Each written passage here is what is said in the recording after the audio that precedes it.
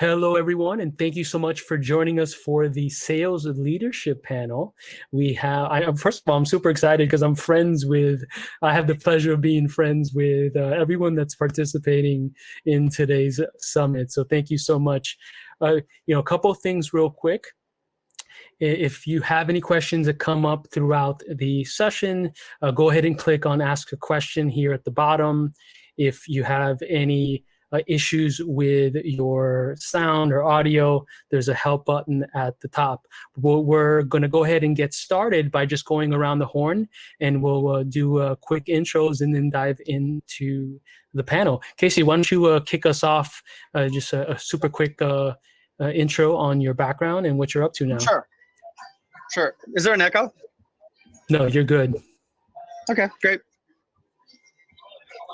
It's an echo to me, so I'm going to do this. Hi, I'm Casey. So I work in private equity at a firm called Bregal Sagemount, which is a $3 billion private equity firm. And what we do is help our portfolio companies with sales and marketing efforts. We work on the growth factors team. And we can't hear you? Yeah, you were better before, actually. Might have to go to the wires. So I work on the growth team, and I help portfolio companies with sales and marketing efforts. And it's just grow. So we help them with lead gen, recruiting, etc. I've known George for quite a number of years, maybe 8 or 9 years, when I was the head of sales at a VC-backed companies in the mobile app space. And that's Casey Kerr. Cool. And of course, folks, we're all used to the virtual world these days, and we would have done this in person a year ago, right? So thanks for your patience on coming on and some of the nuances of virtual. Lori, why don't you give us a quick intro?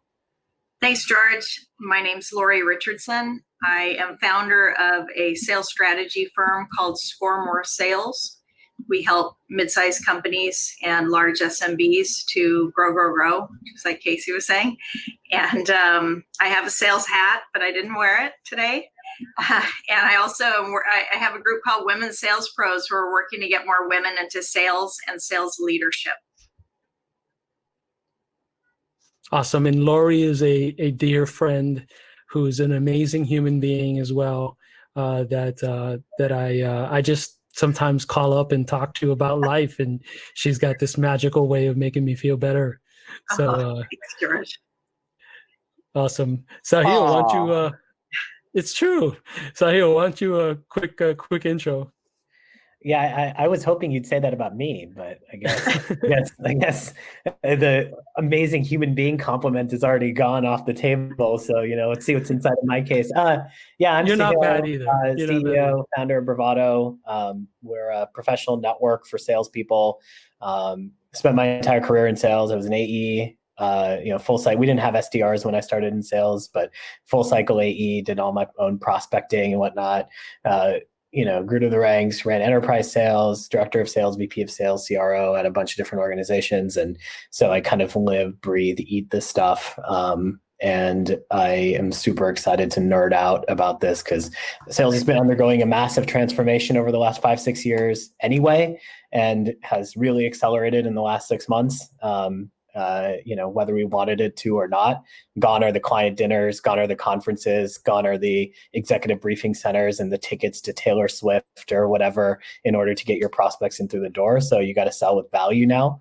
And I'm excited to talk about how you can actually do that. Well, why don't we stay on you, Sahil? And we'll go around the horn here and get everyone's opinion. But this is big, right? Like you talked about the last 6 months. I looked at it kind of as the last year. And then we were on the other panel talking about how sales development has changed in the last 5 years because of automation and all that. Leadership and management is quite different. How has sales management, that playbook, changed? And let's call it the last year, 6 months, and specifically of the obvious of why we're on a virtual call today. Yeah, I mean, I think the biggest change has been sales teams fed off energy.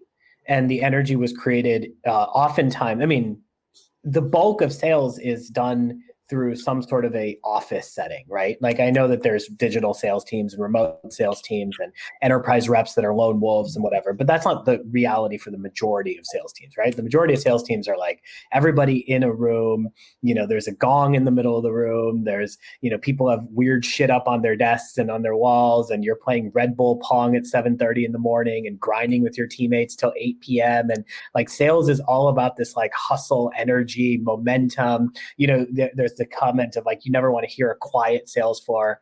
Well, there is no sales floor anymore, So like all the things that you used to be able to do, which is, hey, like we're behind this month. So everybody, let's get in a room and let's strategize for an afternoon and see how we can turn it around. Or, hey, we just had a really big deal that was won. Let's get everyone into the room and pop a bottle of champagne and hang out and talk about how we won this deal and like what we can learn off of it or whatever. Like all of that is gone. And now if you want to be a sales manager or a VP of sales, you actually have to be like a real manager instead of just like a coach who's like firing up the team, like it's like you actually have to like try to find a way to connect with people remotely. And I don't think the majority of VPs of sales and sales managers are equipped with the right level of training. I don't think that they've done anything like this before. It's very different than how they themselves learned to sell and the type of environment that they sold in. And so I think that, the first step here is acknowledging that you can't just like take what you were doing in person and then try to like do it on Slack or do it on a Zoom call. Like it doesn't work that way. I think we need to hire different types of reps. I think we need to run different plays. Like we need to change the equation of sales because I don't think that the in-person culture is going to come back anytime soon. Lori, what's your take on this? And I know you work with a ton of different organizations, and what are you seeing that's effective to get around this? Yeah, it's interesting listening to what Sahil was saying. I know for a fact that not all salespeople work well virtually, and there are going to need to be some changes as people go forward if we continue the bulk of time out of an office. I'm not so much for the hustle and the bustle. Like I've been in sales forever too, and I don't need Red Bull. I was a single mom when I got into sales. For all the single parents that are out there that just get in the office, get their work done, get out of there. There's those people too.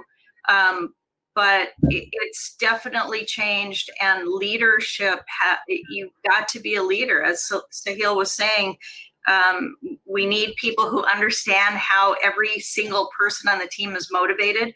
We're all motivated differently. So you can't just wave a spiff reward or something. It's just not going to work anymore. And what are you seeing, folks, Casey, what's your take on this? And what are you seeing folks using to get around? I know you have a variety of clients and you're running an organization internally that's selling. Well, I'm more on the Sahil side where I have the Red Bull,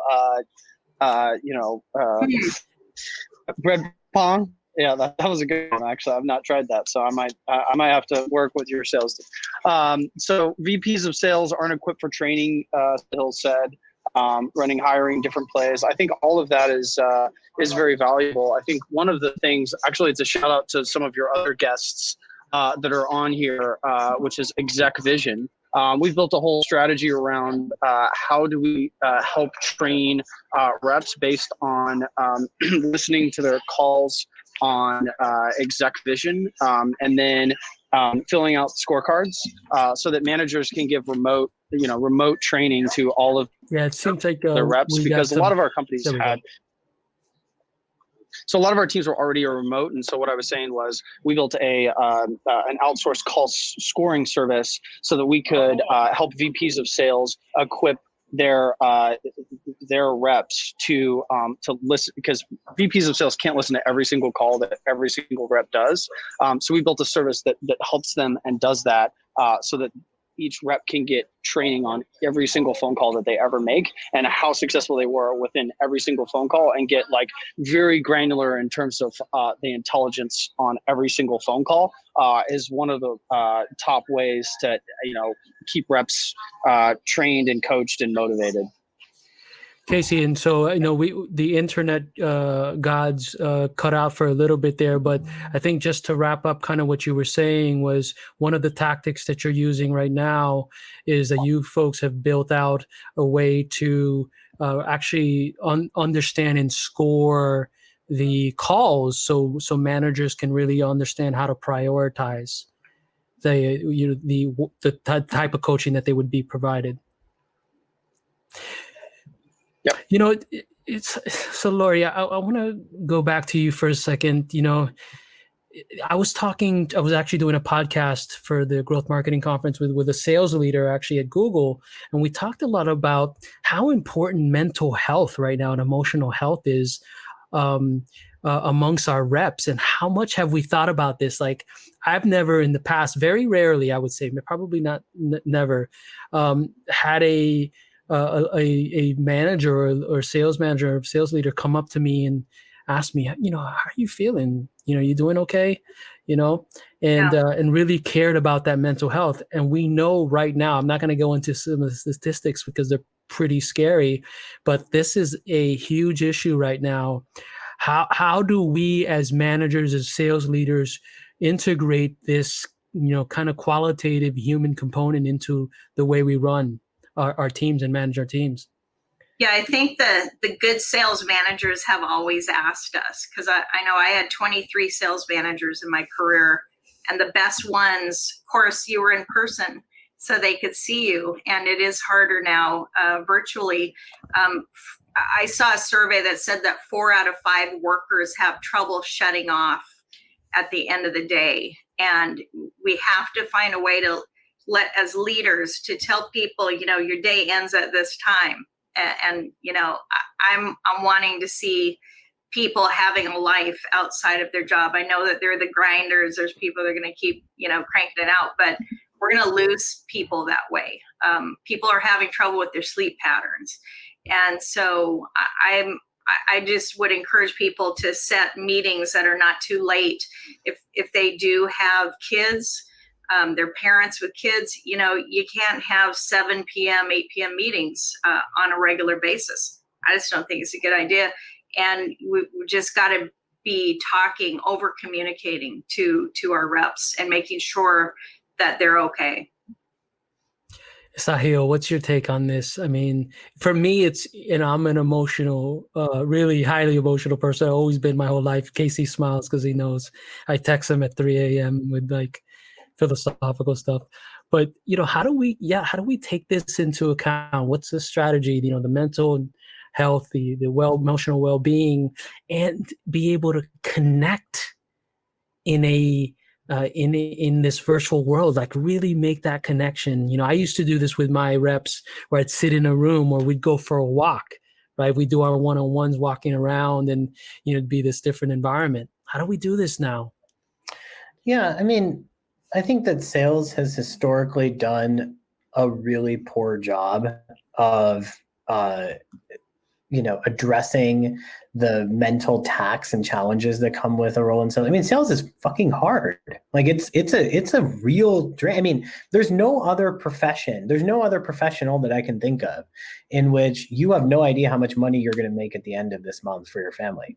And when you're a single gal or guy, and you're living in an apartment with 2 other like young professionals, and you're out, you're like slinging software and trying to like, make a buck. Like, I think that's like the notion of what we think of when we think of sales leadership. And when you think about like someone who's got kids and a mortgage and needs to put their kids through like private school and, has expenses and bills, and they're like really concerned about whether they're going to be able to actually provide for their family. That's less of what I see people thinking about, especially when it comes to SDRs and it comes to more junior AEs and stuff. I feel like that's really, the Silicon Valley has always been a little bit ageist in that way, and the tech community has always been a little ageist in that way. And so I think that that's certainly something that I've seen.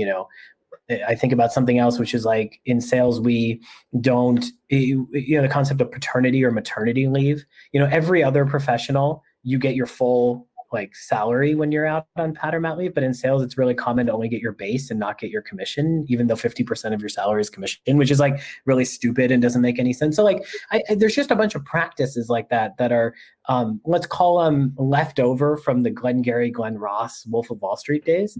And I think we need to redefine the way that we think about the role of sales and to start to understand that we need to nurture the professional and the human being.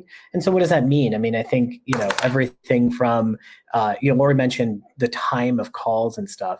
It's funny. I have a 5-week-old daughter. So I have the inverse of it where like the middle of the day is crazy because she's like up and running around and whatever, but we have some help at night that comes. And so I actually get a lot of my work done from 6 a.m., like 5:30 to like 8 a.m. And then again from like 8 p.m. to like 11 p.m. is like really good for me.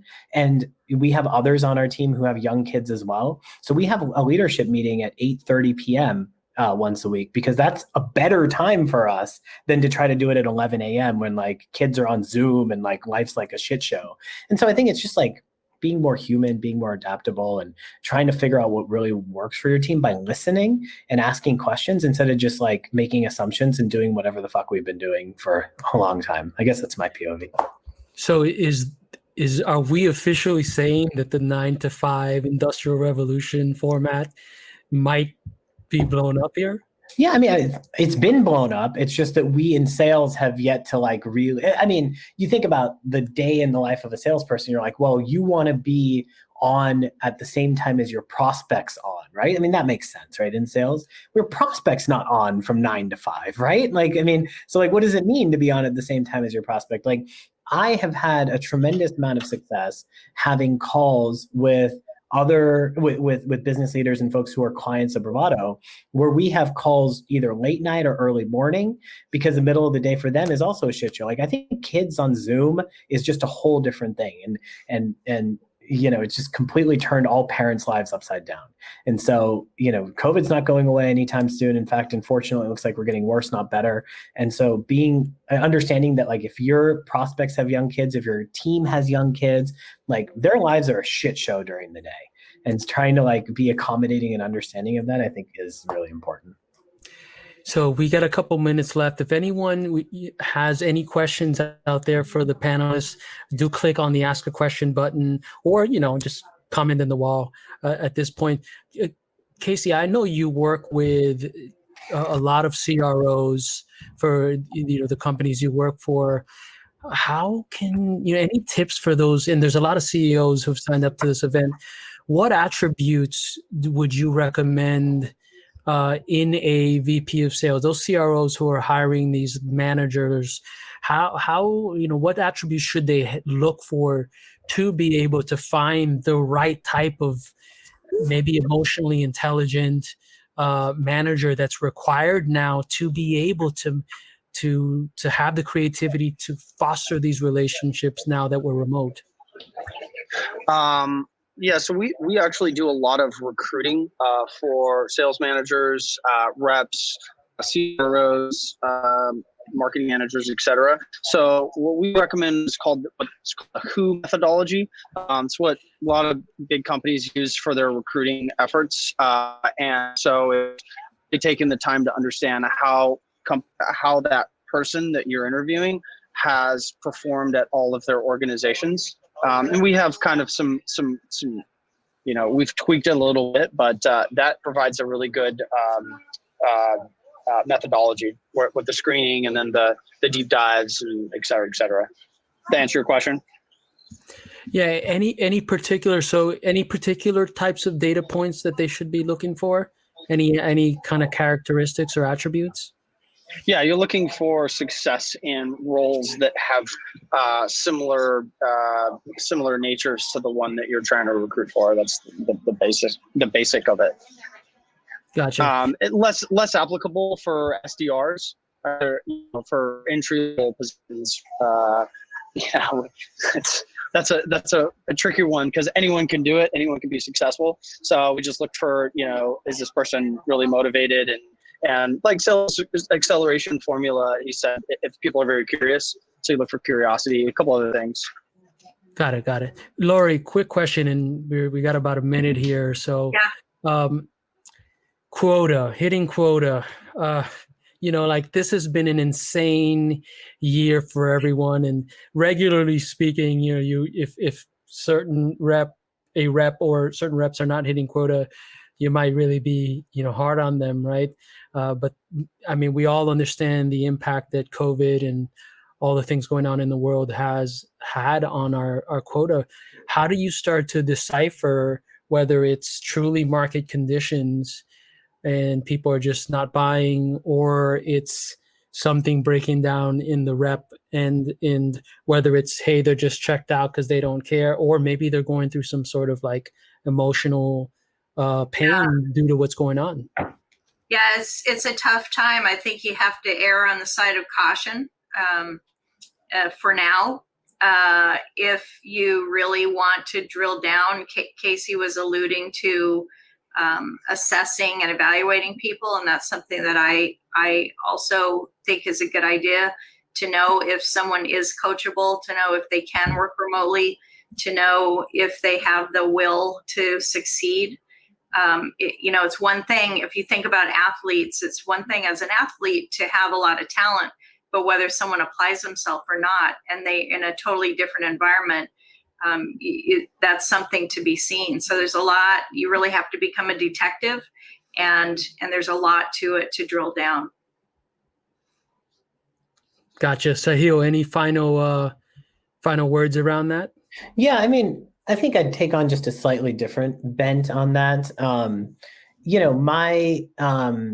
My biggest the biggest thing that I'm seeing sales reps struggle with right now is how can they build a really great relationship with their customers in a world in which, people are distracted and busy and there's a lot going on and stuff. And I think you kind of asked the same question of how do you build a great relationship with your sales reps as a sales leader. I think a lot of it comes down to getting more personal. We're stuck inside our homes. Like, we got kids behind us running around and we've got madness everywhere. I think you got to embrace the chaos. I think you got to really lean into it. You just got to get super freaking human with people. That's tweetable. But it just is I've been interviewing this candidate for the last 2 months, and I've gotten to meet her housemates. I've gotten to meet her boyfriend. I've gotten to meet her cat. I know more about this person's personal life than I do their professional life, because they're home for hours at this point now. Embracing that and getting more personal is really important, which means that having folks on your team who have high empathy is really critical. Awesome. Well, folks, thank you so much for joining us. I know you're all very busy, folks, and so really appreciate it. This whole summit was truly about trying to have a discussion. I know there's a lot of discussions going on how to figure these things out, so very much appreciate your time. If you could, go ahead and post your LinkedIn or Twitters or any channels, maybe email, whatever you'd like, in the chat wall. And so folks, if they want to connect with you or ask you questions, they can go ahead and do so. Also, if you want to join Sahil's, if you're a salesperson out there and want to join Sahil's sales community, maybe you can post a link there. It's pretty cool. I think there's 35,000 plus or 75,000 plus, I think it was, sales professionals in that community. Maybe you can give the accurate number, but thank you so much for your time, and thanks, George. Have a wonderful day. For everyone else, we're going to now go and transition over to session number 3. So you want to go up to the top, click on the schedule. You'll see at the top. I'll also post the link in the chat wall. If you're anyone's interested also in engaging with any of these folks' services, please do.